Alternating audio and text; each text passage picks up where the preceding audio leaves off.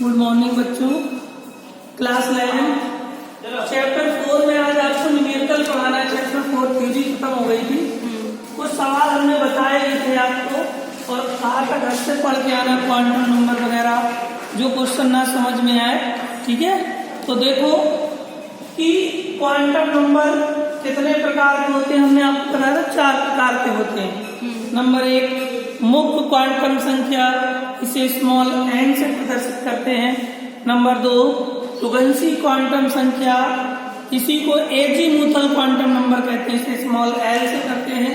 चुंबकीय क्वांटम संख्या m से और स्पिन या चक्रण क्वांटम संख्या s से। तो आपको सवाल नंबर 7 से कहा था शुरू है, 7वां पूरा बता दिया था। 8 नंबर से सवाल शुरू करते हैं। पेज नंबर 196 जिसके पास बुक हो। पहला ही सवाल है n बराबर 3, तो l और m के क्वांटम संख्याओं के मान बताओ। n बराबर 3, l और m के मान बताओ।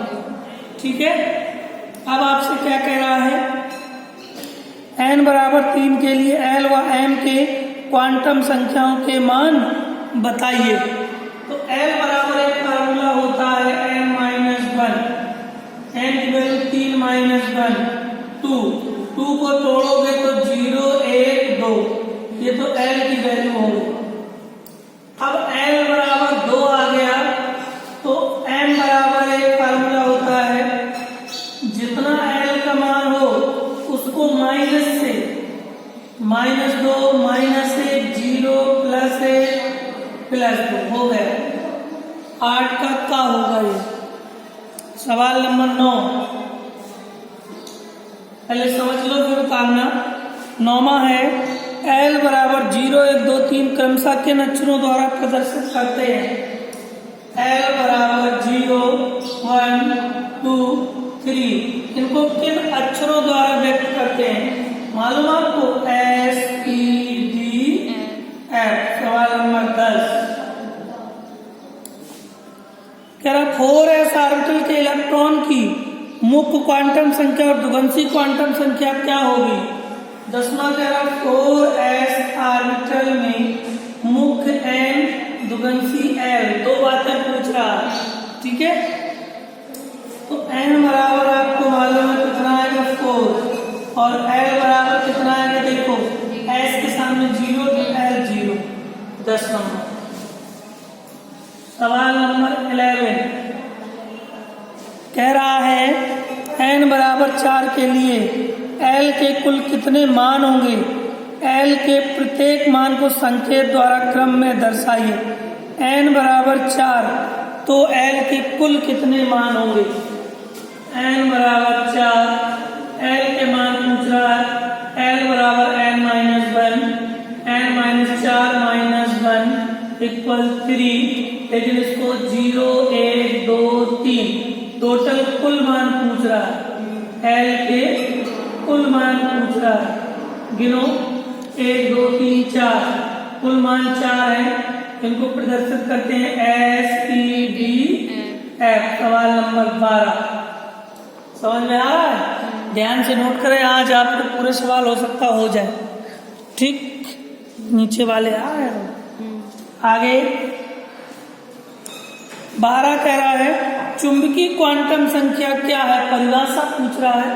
आपको बताइए कि चुंबकीय क्वांटम संख्या को स्मॉल m को ऊर्जा स्तर से प्रदर्शित करते हैं। l बराबर 3 के लिए m के मान बताओ। l बराबर 3, m के मान बताओ। इसने तो m का मान पूछा।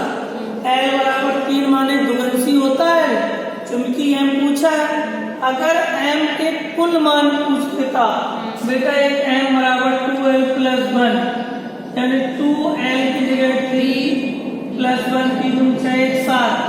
अगर क्वेश्चन पूछ दे m के कुल कितने मान होंगे, तो कितने होंगे 7। अगर पूछे m के कितने मान होंगे, तो m बराबर -3 -2 -1 0 +1 +2 +3 1 2 3 4 5 6 7। समझ रहे। आगे 13 नंबर कह रहा है किसी तत्व के 4d उपकोष में 8 इलेक्ट्रॉन है। लिख दो भैया 4d 8 इलेक्ट्रॉन लिख दो। तत्व के d ऑर्बिटल में इन 8 इलेक्ट्रॉनों का वितरण व्यवस्था को छोटे आयताकार के अंदर प्रदर्शित कीजिए। 13 का नंबर सवाल। आपको मालूम है d, सभी बच्चों को मालूम है s में पूरी पावर 2। हमेशा s में पावर 2 हो चाहे 1 हो, कक्षा कितनी बनेगी? एक आयताकार कक्षा बनेगी। s में पावर चाहे 2 हो चाहे 1, 2 से ज्यादा होगी नहीं, एक आयताकार कक्षा। p में पावर 6 है, आयताकार कक्षाएं क्या बनेगी? क्या बनेगी? 3। 1 2 3। पावर चाहे 1 से 6 तक कोई भी पावर हो, अगर p है तो कक्षाएं 3 बनेगी। b में पावर 10 होती, कक्षाएं क्या बनेगी? 1 2 3 4 5। 1 से लेकर 10 तक कोई भी इलेक्ट्रॉन उपस्थित हो, d है तो कक्षाएं 10 बनेगी। और f में टोटल पावर 14 होती है, उसकी आधी कक्षाएं क्या होती हैं? 1 2 3 4 5 6 7 कक्षाएं बनेंगे। डी में चार्ज जितने इलेक्ट्रॉन, तो लिखा है डी 4d8 को आयताकार कक्षा में इलेक्ट्रॉन का वितरण कीजिए। तो डी में कक्षाएं कितनी बनेगी बताओ, बोलो। 7। एक बैठ जाएगा। डी में कितनी में पावर है? 5। तो फिर अभी बता रहे डी में कक्षाएं 5 बनेगी, तो वो 8 7। हम बुद्धि खोल के पढ़ो। 1 2 3 4 5 5 बन गए। पावर कितनी है? 8। अब भरना है। पहले 1 2 3 4 5 6 7 8 बस। और जितनी पावर पूछी उतनी पावर लिखनी पड़ेगा। 8 पूछी उतनी तो भरी। पहले 1 2 3 4 5 सीधी 5 का 6 7 8 10 भर सकती थी, 9 10 बस। एक कक्षा में अधिकतम 2 इलेक्ट्रॉन रह सकते हैं, 2 भर सकते हैं। 13 का खा कह रहा किसी परमाणु के F कोष में 10 इलेक्ट्रॉन है। कोई परमाणु है 13 का खा, F है उसमें 10 इलेक्ट्रॉन है। F लिखा है। किसी परमाणु की, कोई परमाणु ले लो, 5F ले लो, उसमें 10 इलेक्ट्रॉन है। इनका बॉक्स वितरण दिखाते हुए अयुग्मित इलेक्ट्रॉनों की संख्या भी बताना है। मतलब F में कितनी कक्षाएं बनेगी बताओ? 1 2 3 4 5 6 1 2 3 4 5 6 7 बन गई। भरना कितने इलेक्ट्रॉन है? 10। 1 2 3 4 5 6 7 8 9 10।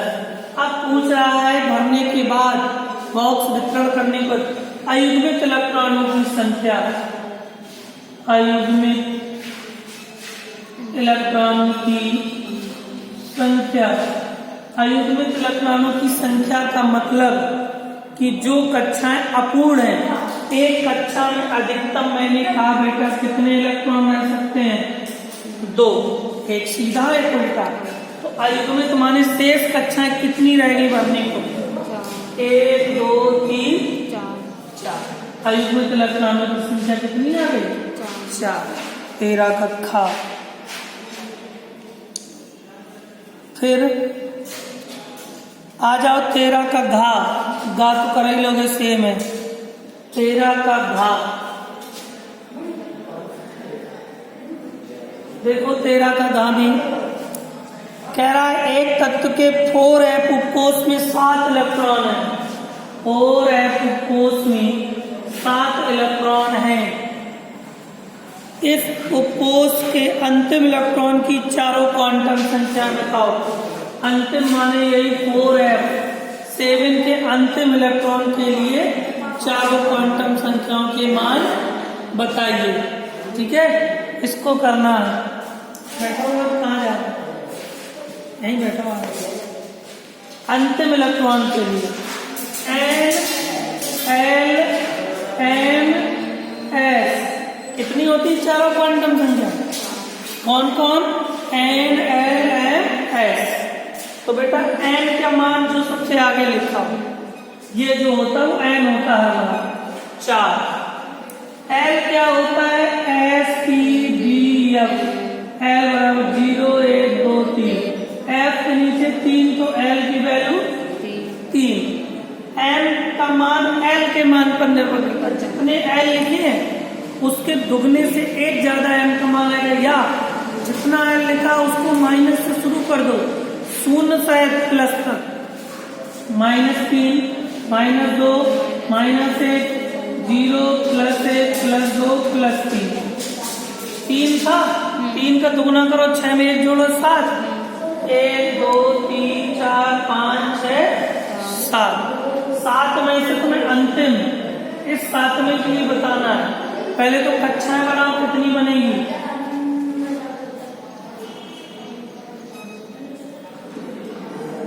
7 कक्षाएं बनेगी एक में। भरना भी कितने है? 7। 1 2 3 4 5 6 7। जितने ये मान दिए हैं उतने ये टूटते, जितने टूटते उतनी ही कक्षाएं बनती हैं। क्यों? प्रत्येक मान प्रत्येक कक्षा के ऊपर लिख जाए। -3 -2 -1 0 +1 +2 +3। ठीक, अब देखो 1 2 3 4 5 6 7, अंतिम 7 है। 7 के सामने क्या लिखा है? +3। तो M का मान आ गया +3। S का मान 1/2 हर बार होता है। जिस कक्षा के लिए पूछा था उस कक्षा में 1 इलेक्ट्रॉन भरा है तो प्लस लगाएंगे, अगर 2 भर जाए तो माइनस लगाएंगे। और हमारे हिसाब से X वैल्यू हमेशा ±1/2 लगाओ तो ज्यादा बेस्ट है। इस तरह से आपके 13 नंबर तक के सवाल पूरे हो गए। ठीक है, उतारना जल्दी से उतारो, फिर आगे बताएं।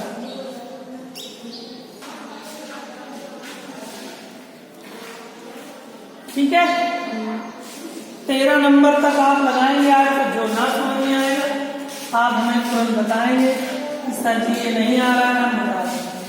ठीक है, जो प्रॉब्लम हो पूछ सकते हैं, मगर घर में लगाए, अगर लगाएंगे नहीं तो आप लोग भूल जाएंगे, फिर समझ में नहीं आएगा। ठीक है, तो देखो सवाल नंबर 14 शुरू करते हैं। उसी के आगे 14 कह रहा है n बराबर 4 के लिए L तथा M के कक्षकों के कुल कितने मान होंगे? n बराबर 4 के लिए L व M, n बराबर 4 L व M के कुल कितने मान होंगे? ठीक है, अरे आगे देखो L के कुल मान और M के कुल मान। आपको L बराबर फार्मूला पता है n-1, तो n की जगह 4 - 1 क्लियर आ गया। लेकिन उसको 0 1 2 3 टोटल L के मान गिनो, 1 2 3 4 कितने हो गए? 4। अब पूछ रहा है M की कुल मान, तो M बराबर फार्मूला होता है n²। तो M बराबर n की जगह 4 का स्क्वायर डालकर बता देगा। अरे चले 14 नंबर हो गया पूरा। 15 देखो, 15 कह रहा है स्पिन क्वांटम संख्या क्या प्रदर्शित करती? कौन बताएगा? स्पिन क्वांटम संख्या को हम लोग स्मॉल s से प्रदर्शित करते हैं। किससे? स्मॉल s से। और प्रत्येक m के लिए s के कितने मान हो सकते हैं?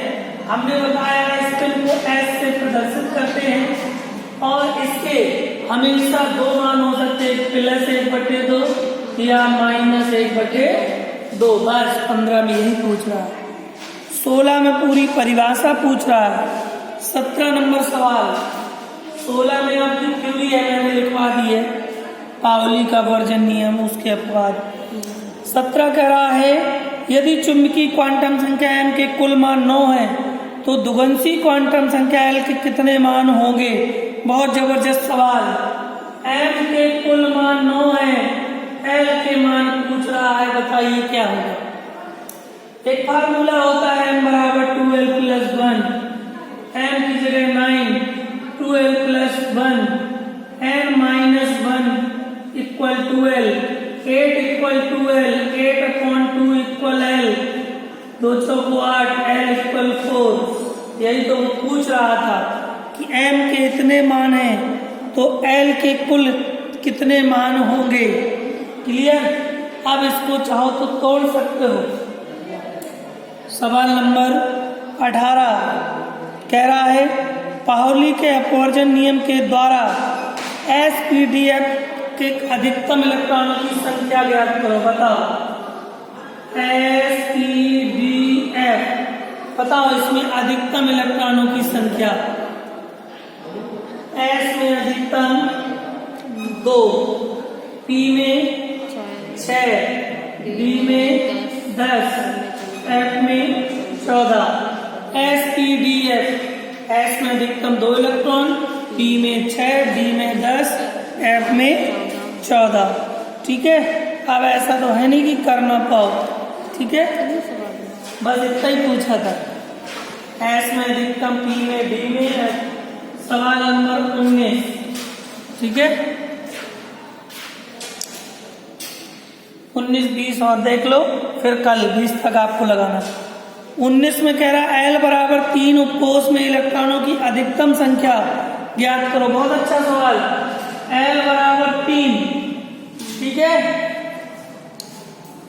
उपकोष में अधिकतम इलेक्ट्रॉनों की संख्या कोई बता सकता है? L बराबर 3 बताओ किस में आता है L? नहीं बता सकती है। SPDF, L बराबर 0, 1, 2, 3। L की वैल्यू लिखी है, 3 किस में आया? F में। तो F इलेक्ट्रॉनों में अधिकतम इलेक्ट्रॉनों की संख्या बताओ। अब पढ़ाओ पीछे। अधिकतम इलेक्ट्रॉनों की संख्या है बराबर 14 होती है। F में 14 अधिकतम। ये 19 कब का था? खा देखो। कह रहा है यदि L बराबर 3 तो उपकोष में प्रदर्शित करता समायोजन अधिकतम। सेम सवाल। L बराबर 3 तो F अधिकतम 14, गा नंबर 19 का। D तथा F उपकोषों में इलेक्ट्रॉनों की अधिकतम संख्या। D तथा F, D में अधिकतम पता है 10 और F में अधिकतम 14। बताओ। लास्ट सवाल 20 नंबर। इसके बाद कल बहुत सारे सवाल अभी क्वांटम नंबर के। 20 कह रहा है किसी एक परमाणु का इलेक्ट्रॉनिक विन्यास 1s2 2s2 2p6 3s2 3p1 है।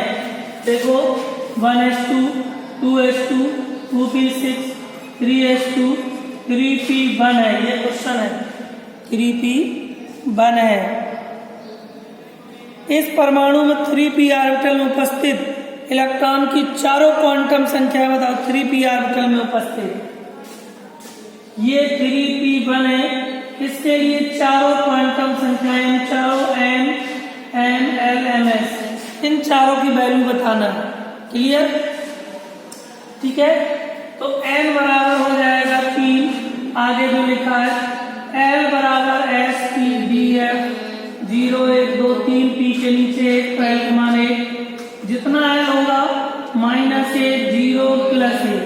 M बराबर पता नहीं, कक्षा P में 3 बनेगी, भरना भी एक ही है। -1, 0, +1। 1 भरा 1 के सामने माइनस बने तो M की वैल्यू माइनस बना रही। S की वैल्यू 1/2 होता है। जिस कक्षा में भरे उसमें अगर एक कक्षा उपस्थित है तो प्लस, अगर 2 कक्षा उपस्थित है तो माइनस। इस तरह से 20 नंबर तक सवाल सबके हो गए हैं।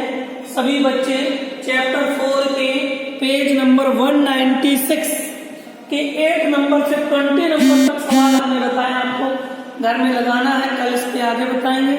जो सवाल ना समझ में आए पुनः आप पूछ सकते हैं। ठीक है, धन्यवाद। हो ही जाएंगे 20 पूरे।